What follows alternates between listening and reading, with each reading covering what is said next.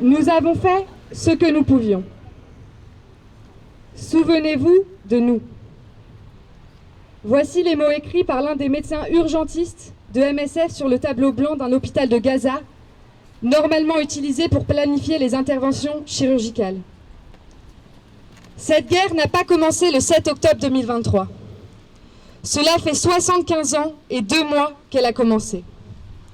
Depuis le 29 septembre 2000, ce sont 10 672 Palestiniens et Palestiniennes tués et 1330 Israéliens et Israéliennes. Si les atrocités perpétrées par le Hamas, qu'elles soient interprétées comme actes de terrorisme, actes de résistance ou crimes de guerre, doivent être unanimement condamnées, elles s'inscrivent dans un contexte de harcèlement du peuple palestinien par l'État d'Israël depuis des décennies, au mépris du droit international et des droits humains. Un État qui compte 5 cartes d'identité différentes pour différencier ses citoyens en fonction de leur religion ou de leurs origines. Le massacre du 7 octobre dernier a finalement autorisé Israël à éradiquer le Hamas qu'ils avaient eux-mêmes renforcé. Les 2,3 millions d'habitants de la bande de Gaza ont alors été pris pour cible sans aucune distinction. Une population qualifiée d'animaux humains par le ministre de la Défense de cette prétendue démocratie. Résultat, la situation humanitaire sur place est catastrophique. L'appel d'Isabelle Defourny, présidente de Médecins sans frontières, à Emmanuel Macron pour la mise en place d'un cessez-le-feu immédiat et durable à Gaza résume la situation. La voici. Nous avons été profondément émus par les massacres et les atrocités commis par le Hamas le 7 octobre. Leur ampleur et leur barbarie sans précédent sont révoltantes. Nous partageons l'angoisse des familles des 137 otages encore retenus par le Hamas. Une guerre totale est menée en retour à Gaza par Israël sous les yeux du monde entier. Malgré ces affirmations, Israël ne mène pas uniquement une guerre contre le Hamas. Elle s'abat sur l'ensemble de la bande de Gaza et sa population, selon les autorités sanitaires locales. Plus de 15 000 personnes ont été tuées, dont plus de 6 000 enfants. Cela représente plus d'1 habitant de Gaza sur 200. Et des dizaines de milliers de personnes ont été blessées. Les hôpitaux du nord de Gaza ont été anéantis, l'un après l'autre. Certains sont devenus des morgues, voire des ruines. Alléguant que les hôpitaux auraient été détournés de leurs fonctions à des fins militaires, l'armée israélienne les a bombardés, encerclés et a pris d'assaut, tuant des patients et du personnel médical. Le 29 novembre, l'Organisation mondiale de la santé, l'OMS, avait recensé 203 attaques contre des structures de santé. 4 membres du personnel de MSF ont été tués depuis le début de la guerre. Les soignants qui ont pu continuer de travailler l'ont fait dans des conditions inimaginables. Par manque d'antidouleurs, de nombreux blessés sont morts dans d'atroces souffrances. En raison des évacuations forcées ordonnées par les soldats israéliens, certains médecins ont dû abandonner des blessés ou malades après avoir été confrontés à un dilemme insoutenable. Sauver leur vie ou celle de leurs patients. S'ajoute à cela la disponibilité de nourriture et d'eau à Gaza qui est aujourd'hui minime. Et ceci alors que 1,8 million de personnes déplacées vers le sud, selon les Nations Unies, sont entassées dans des abris précaires et surpeuplés et que l'hiver arrive. Le 16 novembre, la directrice générale du Programme alimentaire mondial alertait ainsi que les civils sont confrontés au risque immédiat de mourir de faim. Le nord de Gaza a été rayé de la carte. Pilonné, meurtri, privé de structures médicales fonctionnelles. Il est devenu un lieu impropre à la vie, inhabitable. Après avoir enjoint la population à se déplacer vers le sud, tout laisse à croire qu'Israël s'apprête à y appliquer la même politique de destruction méthodique observée dans le nord. Plus aucun endroit n'est sûr. Les attaques indiscriminées et continues doivent cesser maintenant. Les déplacements forcés doivent cesser maintenant. Les attaques contre les hôpitaux et le personnel médical doivent cesser maintenant. Le siège de Gaza doit cesser maintenant.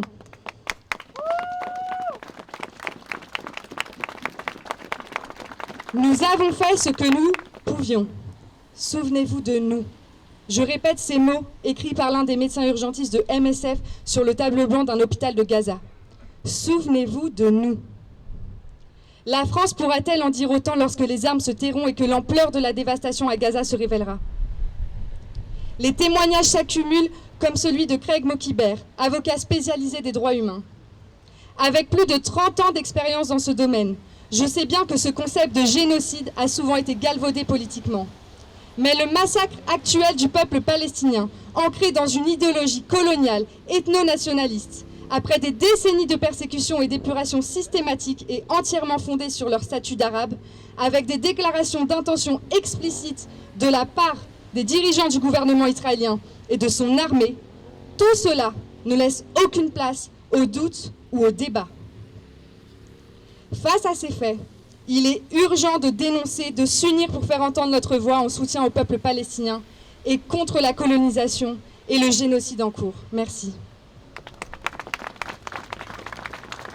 L'impunité dont jouit Israël, en dépit de toutes ces violations du droit international, est à l'origine de la catastrophe d'aujourd'hui. L'AFPS s'incline devant la mémoire de toutes les victimes civiles et rappelle que rien ne peut justifier la guerre atroce et criminelle qui a été entreprise par l'État d'Israël contre la population palestinienne de Gaza et l'ensemble de ses infrastructures vitales. Rien ne peut non plus justifier la punition collective que constitue le blocus qui prive la population de Gaza d'eau, de nourriture, de médicaments et d'énergie. Cette prison à ciel ouvert est devenue un véritable mouroir. La guerre menée par Israël contre le peuple palestinien vise aussi la Cisjordanie, dont Jérusalem-Est. Des communautés ont été chassées de leurs terres. L'ensemble de la population vit sous la terreur des attaques des colons soutenus par l'armée d'occupation. Les villes et villages sont sous blocus. Les écoles et universités ont dû fermer. Les morts se comptent par centaines depuis le 7 octobre. L'AFPS rappelle que depuis toujours, elle soutient le peuple palestinien, mais adresse aussi un message de solidarité aux organisations israéliennes solidaires des droits du peuple palestinien qui subissent des attaques incessantes du gouvernement et de l'extrême droite israélienne.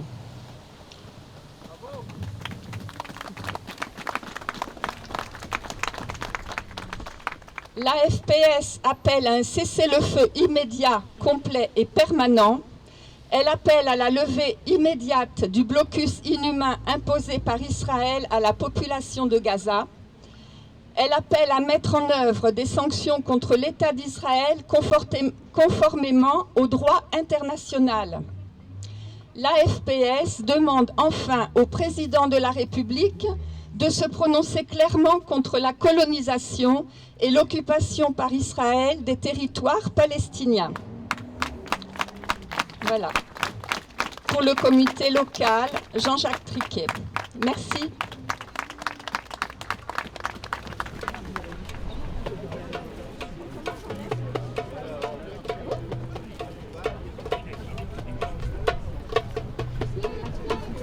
Bah oui, hein. On va se mettre sur la route. Génocide. Stop, stop, génocide. Génocide. Stop au génocide. Génocide. Stop au génocide. Stop au génocide. Pour la fin du génocide contre le peuple palestinien. Stop au génocide. Fin au massacre. Fin au bombardement sur les hôpitaux. L'accès aux soins pour les personnes pour un cessez-le-feu. Cessez le massacre. Cessez le massacre. Cessez le massacre. Cessez le massacre. Cessez le massacre. Cessez le massacre. Cessez le massacre. Cessez le massacre! Cessez le massacre! Cessez le massacre! Cessez le massacre! Cessez le massacre! Cessez Le massacre! Cessez le massacre! Cessez le massacre! Cessez le massacre! Rejoignez-nous, mesdames! On a besoin de voix! Cessez le massacre! Cessez le massacre! Cessez le massacre! Cessez le massacre! Cessez le massacre! Cessez le massacre! Cessez le massacre! Cessez le massacre! On assiste à des actions en violation du droit international devant une quasi-indifférence des États occidentaux qui ont un rôle à jouer dans la catastrophe actuelle puisqu'ils ont laissé une situation se développer sans intervenir. Et parce que actuellement la situation qui se passe et les violences qui se sont produites se sont produites en raison d'une volonté d'un gouvernement israélien d'extrême droite qui traite les Palestiniens d'animaux, dont un ministre n'hésite pas à envisager l'emploi de la bombe atomique sur Gaza. Dont certains parlent de tondre le gazon pour réguler la population palestinienne. Donc ce sont des déclarations et des propos qui montrent à quel point le dialogue n'est pas possible à l'heure actuelle, en tout cas avec l'état d'esprit actuel des dirigeants israéliens. Et je pense que chaque citoyen du monde doit se sentir concerné par les horreurs qui se passent là-bas et doit pouvoir exprimer sa solidarité avec le peuple palestinien qui actuellement est sous les bombes. Et je voudrais dire également que si c'était une situation symétrique, c'est-à-dire si c'était le peuple israélien qui était sous les bombes actuellement, nous défilerions de la même manière. Il ne s'agit pas d'être pro-palestinien ou pro-israélien, il s'agit d'être pour les droits humains et le respect du droit international. Alors, on est au rassemblement en soutien à la Palestine contre le génocide, pour l'arrêt des bombardements, pour un cessez-le-feu. Et c'est beau parce qu'il y a des personnes exilées qui nous ont rejoints pendant la marche aussi. Et je pense que c'est important de rappeler que il y a aussi d'autres personnes qui souffrent, des Syriens. En fait, de toute façon, il faut se manifester partout. Je pense que partout, c'est important que justement on se dise que ça ne sert pas à rien et qu'il faut visibiliser et chaque voix elle compte en fait. Donc surtout dans les petites villes, c'est important parce que les grandes villes comme Paris, Londres, New York se mobilisent depuis octobre. Nous, c'est que la deuxième manifestation. Mais il y a du monde qui vient et je pense que c'est important.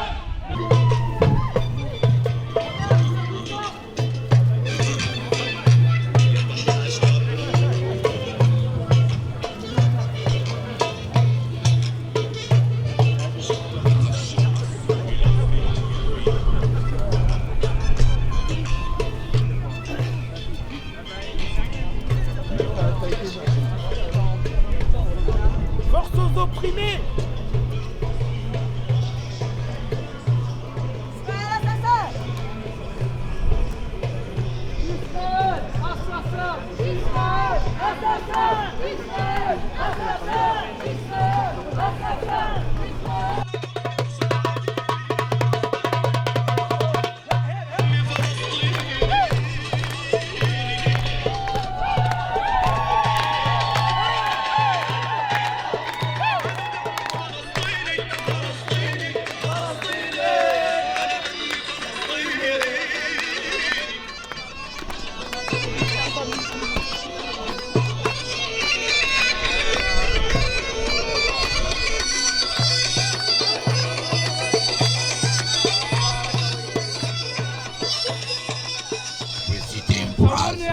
Une phrase. Mais écoute ce que je dis. Écoute ce que je dis. Il y a un journaliste qui a interrogé un homme qui s'appelait Aimé Césaire. Il lui a demandé quelle est ta race. Lui, il a dit je suis de la race humaine. Quelle est ta religion? La fraternité.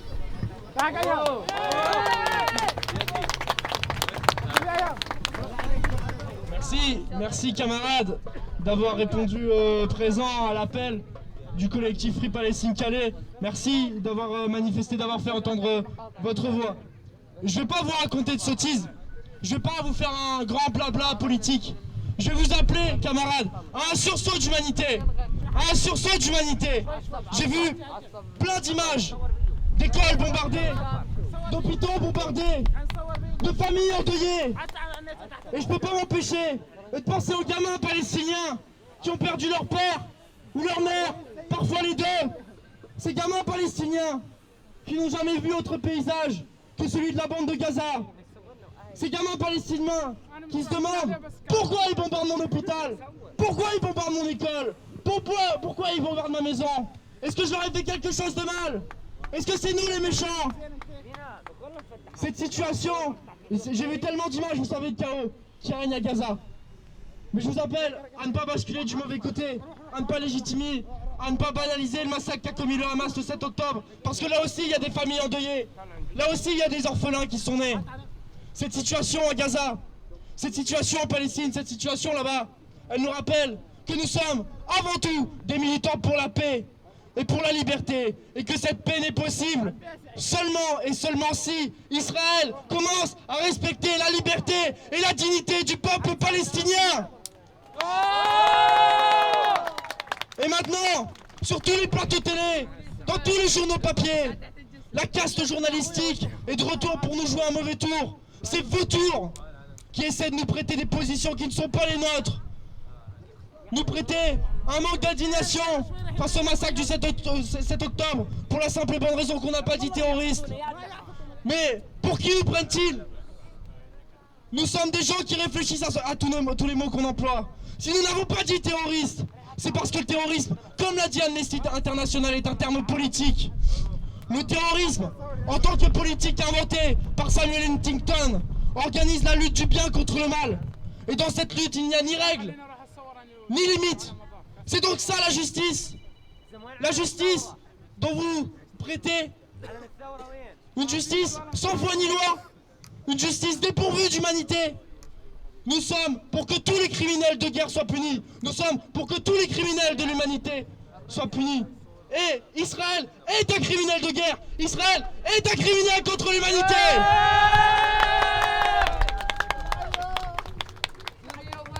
Ils essaient donc de nous prêter un manque d'indignation. Mais où sont vos larmes? Où sont vos larmes face à ce qui se passe à Gaza? Où sont vos larmes? Où sont votre indignation? Pourquoi vous pleurez pas? Pourquoi vous vous indignez pas? Pourquoi vous les condamnez pas? Pourquoi vous faites ça en réalité?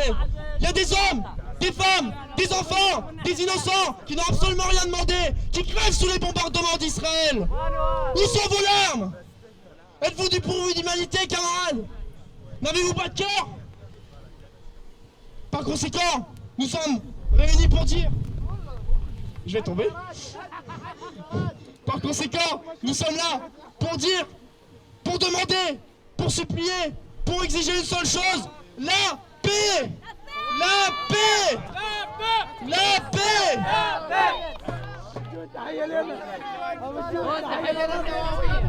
الله حي وهالنوى أهل درعا حيا بالجود تحيا سوريا تحيا أوروبا تحيا فلسطين تحيا درعا أبو الجود بالروح بالدم نفديك يا فلسطين بالروح بالدم نفديك يا فلسطين بالروح بالدم نفديك يا فلسطين بالروح بالدم نفديك يا فلسطين. Je vais lire un poème de Mahmoud Darwish. Donc je peux commencer en arabe et pour le traduire en français. في الرحيل الكبير أحبك أكثر في الرحيل الكبير أحبك أكثر عما قليل تثقلين المدينة لا قلب لي في يديك ولا درب يحملني في الرحيل الكبير أحبك أكثر لا حليب لرمان شرفتنا بعد صدرك خف النخيلة خف ونزل الطلالة وخفت شوارعنا في الأصيل خفت الأرض إذ ودعت الأرض أرضها، خفت الكلمات والحكايات وخفت على درج الليل، لكن قلبي ثقيل فاتركيه هنا. حول بيتك يعوي ويبكي الزمان الجميل، ليس لي وطن غيره في الرحيل أحبك كثير. Dans le grand départ, je t'aime plus encore. Dans le grand départ, je t'aime plus encore. Sous peu, tu refermeras la ville. Je n'ai pas de cœur dans tes mains et pas de chemin qui me porte. Dans le grand départ, je t'aime plus encore. Notre grenadier, après toi, a perdu sa sève. Plus léger les palmiers, plus légères les collines, et dans rue, dans la crépuscule, et la terre qui dit adieu à sa terre. Plus légers les mots et les contes sur les marches de la nuit. Mais mon cœur est lourd. Laisse-le là. Il hurle autour de ta maison et pleure les beaux jours. Je n'ai d'autre patrie que lui. Dans le grand départ, je t'aime plus encore. Mahmoud Darwish. Et voilà. Donc je vais peut-être terminer.